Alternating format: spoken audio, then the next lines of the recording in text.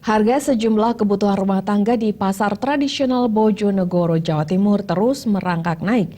Bahkan komoditas bumbu dapur dan telur ayam telah 3 kali mengalami kenaikan harga hanya dalam waktu sebulan. Kondisi tersebut dipicu cuaca buruk yang mengakibatkan banyak petani mengalami gagal panen.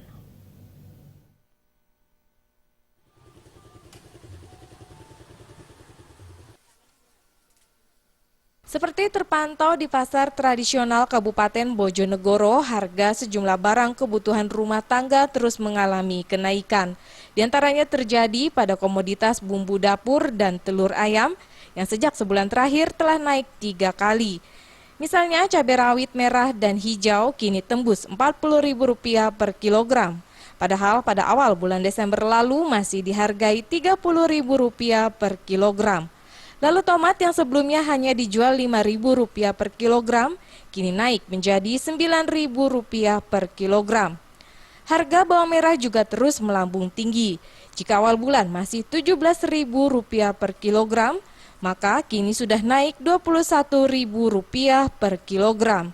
Sementara telur ayam naik Rp3.000 dari Rp17.000 menjadi Rp21.000 per kilogram.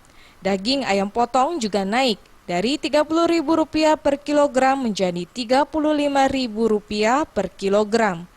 Banyaknya daerah penghasil yang mengalami gagal panen, membuat pasokan barang minim sehingga memicu kenaikan harga.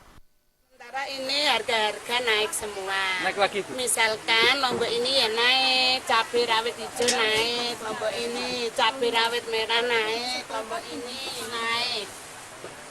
Sekarang harga lombok cabai keriting Rp40.000. Dulunya berapa? Dulunya 30, 28. Tahun baru 1, lah keduanya barangnya Sulit.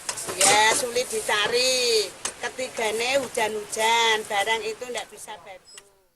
Kenaikan harga kebutuhan rumah tangga ini diperkirakan masih akan terus bertahan hingga beberapa waktu ke depan. Dari Bojonegoro, Jawa Timur, Sumali Malwapati melaporkan.